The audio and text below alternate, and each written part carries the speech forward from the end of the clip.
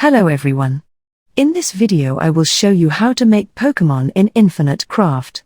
Let's get started. First things first. Take fire. Then add fire to it. It will make volcano. Then take water on other side. Then add water to it. It will make lake. Then add lake to volcano. It will make island. Then add volcano to it. It will make Hawaii. Then take lake on other side.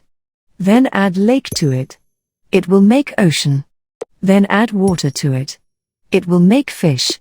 Then add fish to Hawaii. It will make poke.